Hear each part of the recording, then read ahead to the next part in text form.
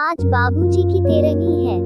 नाते रिश्तेदार इकट्ठे हो रहे हैं, पर उनकी बातचीत, हंसी मजाक देख सुनकर उसका मन दुखी हो रहा है। कोई किसी के दुख में भी कैसे हंसी मजाक कर सकता है, पर किससे कहे, किसे मना करे। इसीलिए वह बाबूजी की तस्वीर के सामने जाकर आंख बंद करके चुपचाप बैठ गई।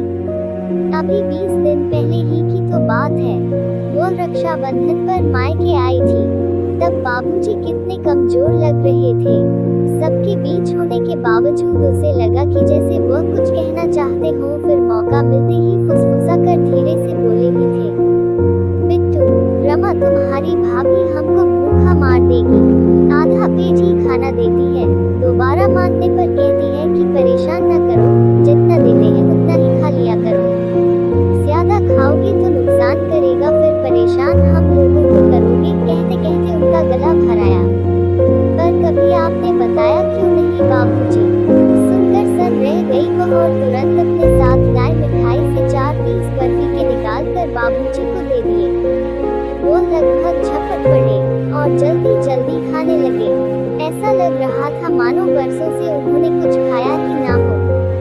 अरे अरे, इतना मत खिलाओ बिट्टू, तुम तो चली जाओगी, पर अभी पेट खराब हो जाएगा तो हमको ही भुगतना पड़ेगा। तभी भाभी ने आकर ताना दिया। तब मन महसूस कर वह रह गई थी और चलते चलते दबे शब्दों में उसने भाभी से कुछ दिनों के लिए बाबूजी को अपने साथ ले जाने की बात कही। तो भाभी तो कुछ न बोली, पर भैया भड़क गए।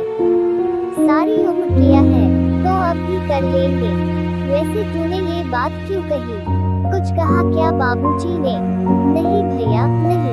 वो हड़बड़ा गई और बाकी के शब्द उसके मन में ही रह गए। बड़े भाई से जवाब सवाल कर भी कैसे सकती थी? बचपन से ही बेटियों को भाइयों से दबकर रहने का संस्कार जो कूट कूट कर भरा जाता है। पर जाते जाते उसने एक बार पलट कर देखा तो उसके जन्मदाता तरसी निगाहों से उसे ही देख रहे थे। तब क्या पता था कि ये उनकी आखिरी मुलाकात है।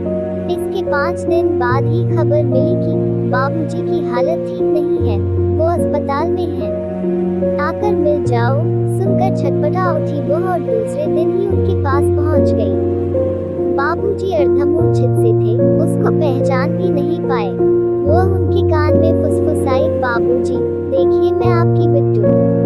कई बार आवाज देने पर बामुश्किल उनकी आंखें हिली। उनकी अस्फुट सी आवाज सुनकर वह यूं खुश हो गई मानो बरसों के प्यासे को जी भर के पानी पीने को मिल गया हो।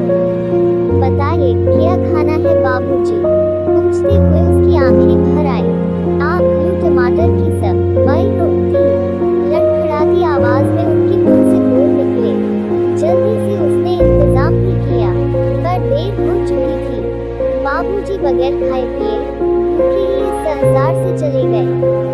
बिट्टू बिट्टू चलो खाना खा लो। अचानक भैया की आवाज सुनकर वह चौंक पड़ी।